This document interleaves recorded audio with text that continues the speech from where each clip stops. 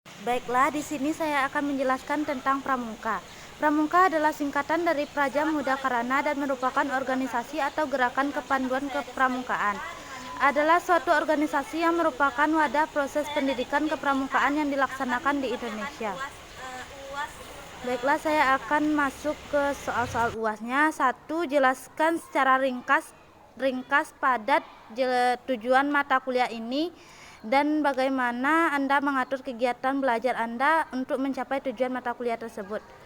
Tujuan pramuka pada dasarnya kegiatan kepramukaan memiliki tujuan yang melatih generasi muda agar memaksimalkan setiap potensi yang ada di dalam dirinya, baik itu intelektual, spiritual, sosial, dan fisik.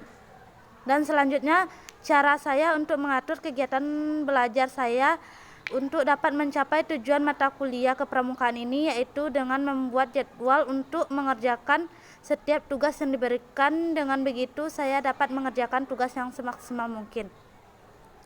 Menurut pendapat saya, tujuan dari mata kuliah kepramukaan ini adalah membekali mahasiswa calon guru untuk pengetahuan dasar tentang kepramukaan dan pengelolaan kegiatan kepramukaan di satuan-satuan bina pramuka yang berpangkalan di sekolah, sehingga kita sebagai calon pembina dapat menjadi tenaga pembina pramuka di berbagai jenjang pendidikan nasional, khususnya di jenjang pendidikan dasar sebagaimana tuntutan kurikulum 2013, di mana kepramukaan tersebut sebagai ekstrakurikuler wajib. Soal nomor 2 yaitu jelaskan secara ringkas padat bagaimana keterkaitan konsep dan prinsip pendidikan atau pembelajaran umum berhubungan dengan prinsip dasar metodik pendidikan atau pembinaan kepramukaan. Prinsip dasar kepramukaan adalah gerakan pramuka berlandasan pada prinsip-prinsip dasar sebagai berikut. 1. Iman dan takwa kepada Tuhan Yang Maha Esa.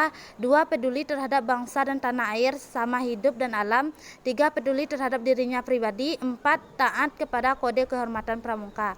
Sedangkan metode kepramukaan adalah metode kepramukaan merupakan cara belajar interaktif progresif melalui pengamatan kode kehormatan pramuka, belajar sambil melakukan, sistem berkelompok, kegiatan yang menantang dan meningkatkan, serta mengandung pendidikan yang sesuai dengan perkembangan rohani dan jasmani peserta didik.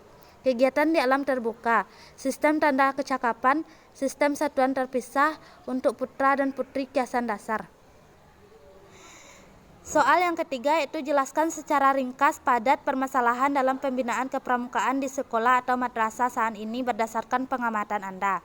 Yang pertama, jumlah pembina dan pelatih kurang memadai yang mumpuni bukan saja menguasai manajemen pola pembinaan namun juga keterampilan diri pembina dalam bidang teknik kepramukaan.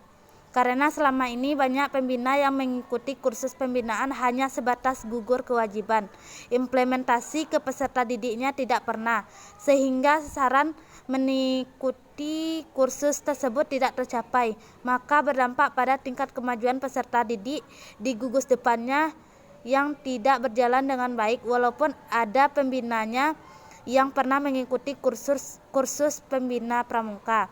2. Masih ada sekolah yang tidak mempunyai nomor gudep meman selama ini menjadi kendala di lapangan.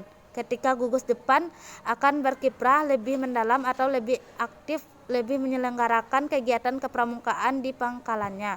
Terkadang ada kuartir ranting atau kuartir cabang yang melakukan proses registrasi nomor gudep terlalu birokrasi dan bertele-tele dalam hal syarat pendirian gugus depan, sehingga banyak gudep yang sudah pesimis dulu. Maka akhirnya ada kebingungan tersendiri mana mau mengadakan kegiatan kepramukaan sementara nomor gudep belum juga ada atau belum resmi dalam menyelenggarakan kegiatan bila mana belum turun nomor gudepnya.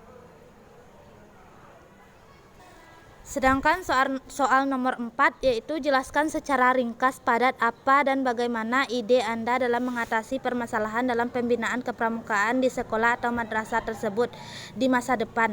1. Menciptakan suasana belajar yang kondusif, kreatif, inovatif, dan menyenangkan.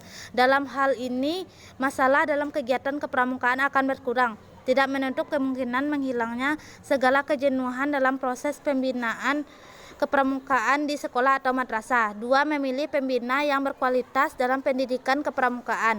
Maksudnya adalah jikalau seseorang pembina hanya sebagai pembina yang biasa-biasa saja mendapat suatu masalah tertentu, ia akan mengalami kesulitan dalam mengatasi permasalahannya.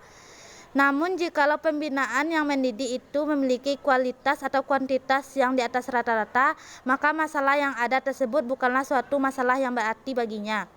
3. Melengkapi segala fasilitas dan prasarana yang dibutuhkan.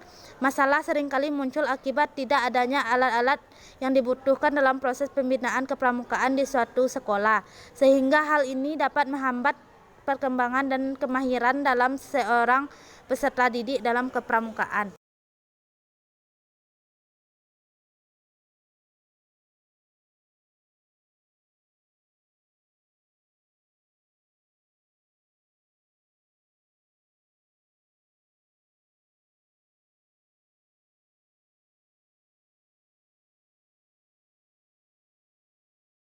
Sekian yang saya dapat sampaikan tentang kepramukaan dan tujuannya.